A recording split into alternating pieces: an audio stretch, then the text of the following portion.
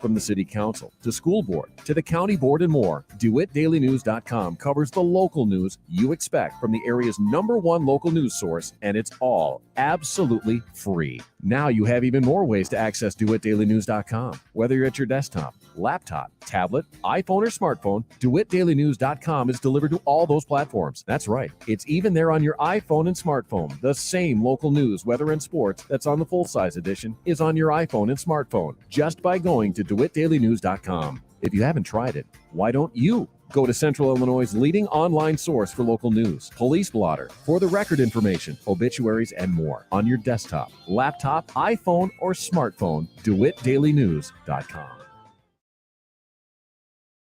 You're listening to The Morning Show, streamed by clicking the WHOW live icon at DeWittDailyNews.com. Top of the morning. Thanks for being with us. I'm your host today, Seth Lawrence, the WHOW Morning Show. In addition to streaming live online all the time at DeWittDailyNews.com, now streams to Facebook and YouTube. It's brought to you by Peterson Insurance, your Pekin Insurance agent in Clinton. My guest on the phone this morning is Dr. Lisa Taylor, Superintendent of Heyworth Schools. And good morning to you, Dr. Taylor. How do we find you on this early March day?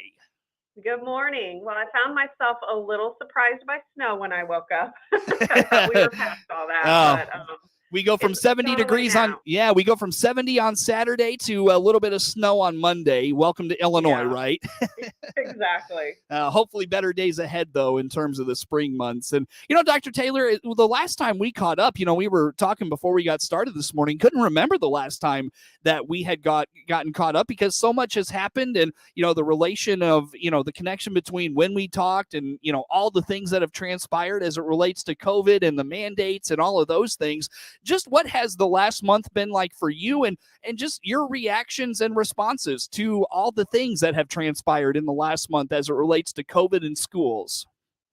Yeah, I think in reflecting on the last few months, it seemed like I would just say we were at a low point morale-wise and energy-wise. People were very pandemic tired, right?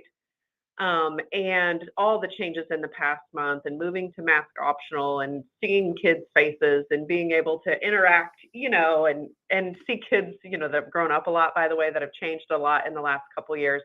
I don't know. I feel like it's given us a new source of energy in the school buildings. There are kids who still wear masks and that's their right and option to do that. But it's just been fun to watch them and laugh with them and, really, and some kids, get to know that you hadn't met yet. So I think that energy is definitely kind of kicking us into spring, besides this little snow this morning, kicking off spring in the right direction. So it's just a good feeling all around here right now. Yeah, for sure. So what were the first few days of, mask-free school like? I've heard from a lot of people that it just felt like a completely different energy, a completely different, student body in some places. What did you find the energy to be like in those days that preceded the, masks being lifted in some cases? Yeah, well, I was at the elementary actually because our principal is out and we have a morning assembly there every day. So several hundred kids in the gymnasium, right?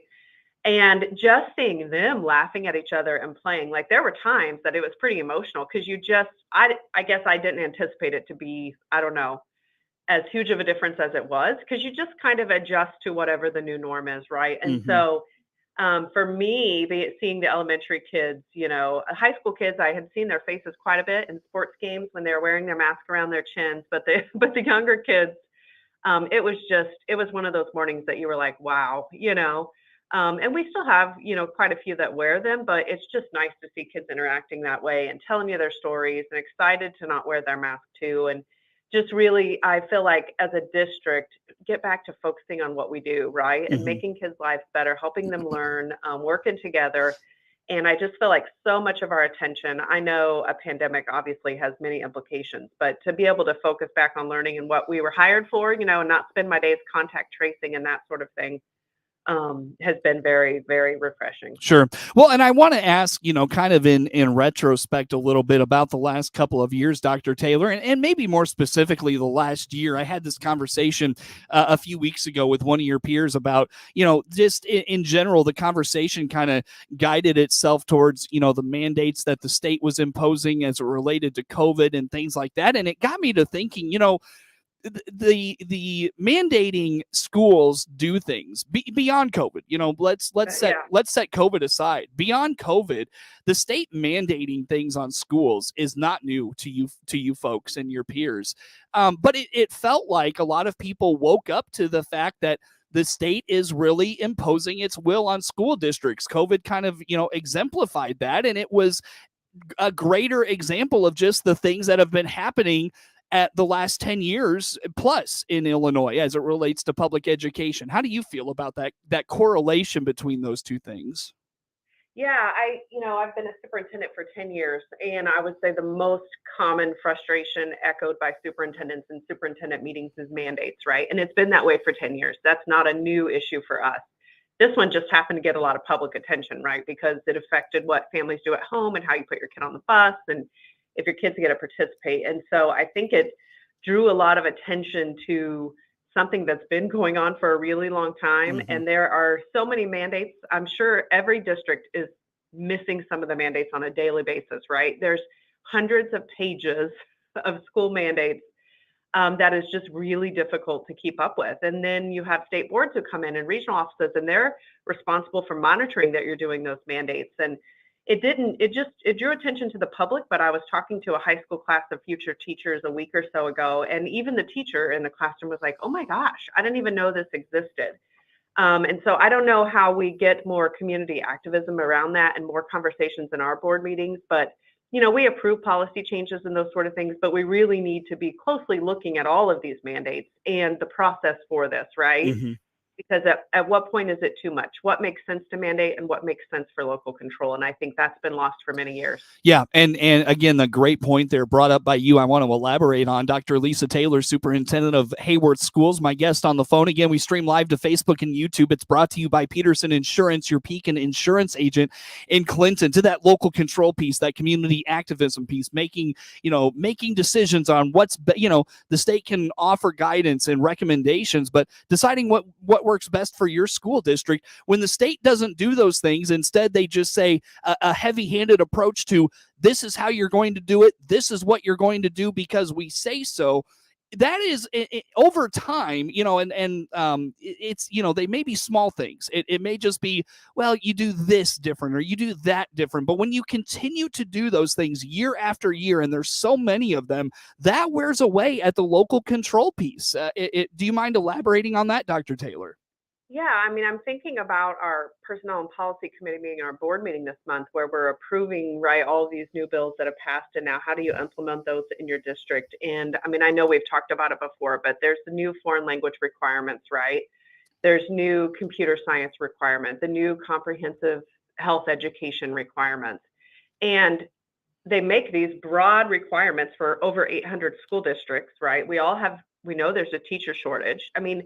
Some of them are not even realistic. There is no way that we are going to have the funds or the people to hire all of these foreign language teachers, right? Mm-hmm. And so they're also implementing things they know that can't even be accomplished, maybe with good intent, but they're not building the infrastructure to do that. We don't have the teacher pipeline that we used to. We barely have subs, right? Mm-hmm. And all of those things trickle down to the teachers and to the kids. And I think it's just very hard. Yes, environments need to move forward. Yes, we need to get better at what we do. But when it's constantly changing, your staff kind of become immune to the change or ignore the change. And all of these new mandates are kind of falling on deaf ears. Yeah, it's kind of just emblematic of the way public education has been handled the last decade. And just to kind of go back to the original point, it feels like folks are kind of starting to be introduced to the fact that, these things are out of your locally elected officials' hands, and there's just not a whole lot they can do about it. And hopefully that, creates a little bit of change in how, the people we send to Springfield and how they want to approach public education. Yes, I think that's now is the time, right? We have an opportunity in front of us. We have a collective voice that we want to have some local control. We want to be able to make decisions that are best for our kids and communities, and we need to elect people who support us in doing that. Yeah. And Dr. Taylor, I don't know, how close you are to retirement or, stepping away from education, if that's even on the table for you or anything like that. I'm not trying to insinuate that it is, but, just from your perspective, how do you go forward hoping, not hoping, how do you go forward being proactive that these types of things don't happen again, where the state comes in with sweeping mandates, especially a COVID-like situation where it just so greatly impacts every single school district, regardless of demographics and, local data and things of that nature? How do you keep from something of this nature happening again? Yeah, I mean, obviously we're very involved in advocacy efforts and those sort of things, but I think in Illinois, a lot is unique in that the teachers union, right, and the large Democratic population, right, especially in Chicago. But I think we've seen some changes in there too, right? The union doesn't always have to be one way. I know everyone felt passionately about COVID, but we don't need to just pick a side to pick one, right? And so I think advocating for yourself, whoever you are in whatever organization that you're in, right? Mm-hmm. And not just assuming we're going to fall one way or the other is important. And the Superintendent's Association, I know this is going to be our hot topic for the next few months, right? Is how do you do these things, and how do we make sure that we're not? We have gotten a little bit, I think, complacent because we're so used to the mandates. Right? Mm-hmm. We've been doing this for 10 years and there's always mandates coming at us. And I think even the public outcry kind of woke us up a little bit. Like, let's look at them all a little more closely. Let's challenge things that don't seem right, and I think there's going to be a lot of conversation and efforts around those also. Yeah, for sure. Well, Dr. Taylor, I look at the clock. Anything on that we didn't touch on you want to put out there, whether it's, the changes in COVID over the last month, or, just the general conversation of local control and its relation to Illinois policy and education and all of those things? Anything I didn't touch on there you think's worth talking about? I think you hit it, but I say I think local control is a conversation at all boards. And I know our board, even though there was disagreement on mask or not mask, right, and they supported whatever they voted for, that is something that they're advocating for. We're more in touch with legislators than we've ever been before. And if nothing else great came out of it, at least it's got us all moving in that direction. Couldn't agree more. Dr. Lisa Taylor, Superintendent of Heyworth Schools, my guest on the phone for this morning. The WHOW Morning Show streams live to Facebook and YouTube. It's brought to you by Peterson Insurance, your Pekin Insurance agent in Clinton. More to come with Dr. Taylor on the WHOW Morning Show.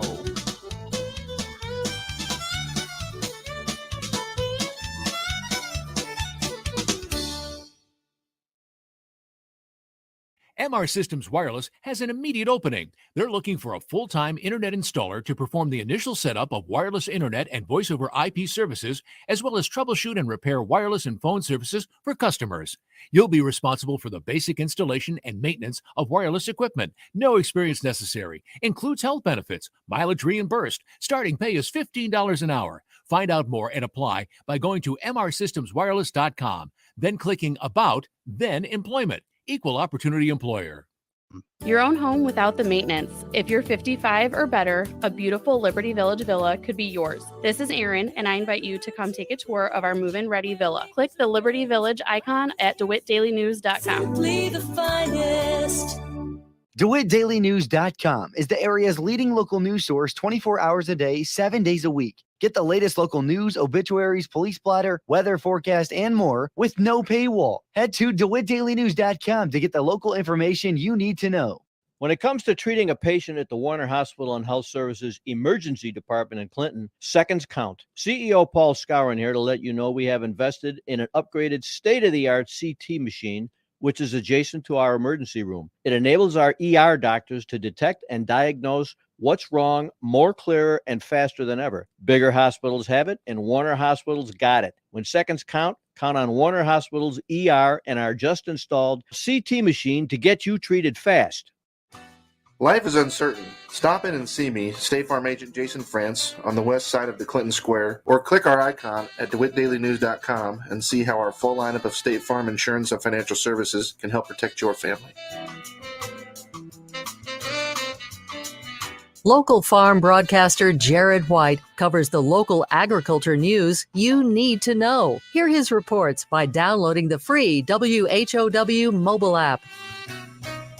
You're listening to The Morning Show, streamed by clicking the WHOW live icon at DeWittDailyNews.com. Top of the morning. Thanks for being with us. I'm your host today, Seth Lawrence. Again, on phone with me is Dr. Lisa Taylor, Superintendent of Heyworth Schools, and The Morning Show streams live to Facebook and YouTube.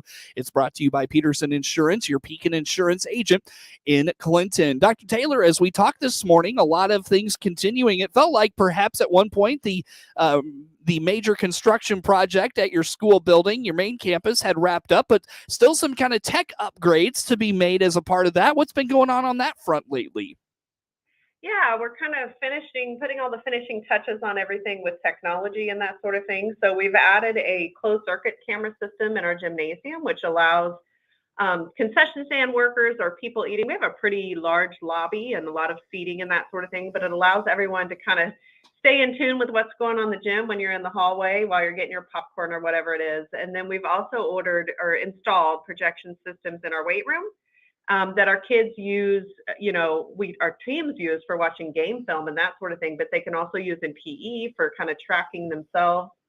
And we're putting a similar system in our high school cafeteria on the stage there. So lots of tech pieces there. And then within the next year, our athletic director is working on a plan for doing a couple other things to the lobby and putting in a Hall of Fame. So that will be information to talk about in the future. And then obviously using technology to display that too. So kind of seeing your history of Heyworth athletes and learning a little bit more about them on a touch screen, a little modern version instead of the plaques that we're all used to on the wall. But I think it's just a great way to show off your history and for kids to know, who from their community has been really successful and give them someone to look up to also. For sure. So, and of course, a lot of those upgrades will be, very helpful if in the event you host a regional or a sectional or something of that nature. From a athletics perspective, it'll make your application more appealing, I'm sure. Yeah, definitely. We've had some big wrestling events here recently and even just big games. And when you see kids come in from other schools, and we have video scoreboards thanks to businesses sponsoring, but when their hype videos come up, I tend to watch the other crowd because I'm used to our crowd now and just watching them. And then they'll come and ask, can we take a tour? Can we see what else is going? So it's fun to show off. It's a costly investment for our community, but I think it's paying good rewards already. Yeah, I was going to say it's worth it already. So very good, very good. What else in the world of technology has been going on, Dr. Taylor? Anything else happening in the district? Not as much technology, but we did share our annual report with the board last month. The school report card stuff, which isn't always that interesting. But we talked a lot about successes and, doing well in spite of a pandemic, which you and I were talking about earlier. And I think one of the huge successes, our kids are performing well academically. They're attending school. They're, making good decisions. And we talked a lot about dual credit because that's been one of the board goals. And we offer a lot of dual credit here at the high school. So Heyworth high school students can earn almost an associate's degree while they're in high school right here in Heyworth at 48 credit hours. And in 5 years, we have gone from 267 credits completed in 1 year to 803. Wow. And so those numbers are huge, right? You've got 803 college credits completed here last year.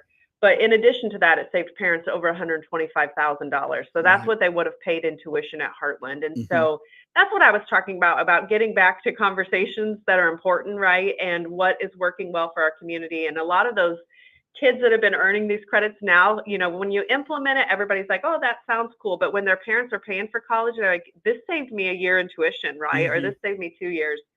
I just think it's something great that we need to celebrate. Well, and it's kind of one of those talking points, back to our conversation about mandates a little bit, until things impact you, perhaps you just don't feel and I don't want to say blowback because blowback's more the mandate thing, but you don't feel the positive impacts or the impacts of some of those things. And I'm sure that dual credit, piece is one of those things where, the community hears it and it's like, oh, okay, great. And then, maybe a fifth grade parent hears that. And by the time their child is in 10th or 11th grade and they're thinking about those things, it's like, oh man, so glad we've got this. You know what I mean? Yeah, definitely. And it's one of those things that as the state is mandating more of other things, right? If they're squeezing more in the day, then they're limiting how much of this we're able to do. So when they require more foreign language or more whatever it is, it changes every few months. That's less of what we can offer unless you just extend your day, so kids are in school 12 hours a day. So I think that's why the local control piece is important. There's important pieces to our community that we should be able to offer that our kids want. Our ag program, right? Our tech program. Those are important skills too. And they're very important to our community. So I'm hoping, that we keep advocating for those things also. A couple minutes here still with you, Dr. Taylor. What else is going on in the district as you think about the spring? And, I'm sure next year is starting to pop up on the radar and things like that. What comes to mind as we look ahead? Yeah, we've got a couple smaller construction projects coming up. So we have the old unit office residence, which is across from our elementary school that we just approved demolition of. We tried to sell it, but didn't have much luck over the past couple years. So we're going to be demolishing that and then added some parking there. If you've ever been to an event in Heyworth, you know that you have to park, 3 or 4 blocks away. Our families are very involved and we just don't have much parking around the grade school. So we're looking forward to that. And then we'll be upgrading our HVAC system in the junior high, which is really the one that hasn't been touched. And it seems like there's always, an email going out that, wear your sweater today, an extra coat, we're having issues with the system. So we received a $50,000 grant to match the district with that. And so we have over $100,000 in HVAC work going on this summer. So you try to get all those things done while people are out of the building. Is that just a matter of replacing like a unit, or do you have, is like it a lot more extensive than that? Yeah, so we're replacing several units, and then our hope is that the grant will be available next year again, and so we can match and then finish out that entire system. Wow, that'd be great. That'd be a great upgrade for sure, and I'm sure make it more efficient at the same time. Yeah, definitely. It's and we just replaced the storefront, so all the windows as you drive down 136, the building is more insulated. It's better, and it's just time that those are not the fun things. Nobody wants to see pictures of the new, HVAC units and that sort of thing. But that's the work, you have to do those things to maintain your buildings and keep it efficient, especially with the price of, electricity and power bills right now. Yep, exactly right. Well, Dr. Taylor, as we wrap up for today, what's the best way for folks to follow along with all things Heyworth Schools and all the happenings in your district? Well, recently we added a new app. I think we talked about it last time, but if you search the App Store for Go Hornets or Heyworth Hornets, we've got the app is linked to our website and our social networking on there. And so we're getting ready to roll that out and have kids start doing some cool stuff on there. So it'll definitely get more interesting. But check it out and check us out on Facebook. And our website is www.husd4.org. Dr. Taylor, always good to talk to you. Thank you so much for making time for us. Dr. Lisa Taylor, Superintendent of Heyworth Schools, our guest on the phone. And again, the morning show streams live to Facebook and YouTube, brought to you by Peterson Insurance, your Pekin Insurance agent in Clinton.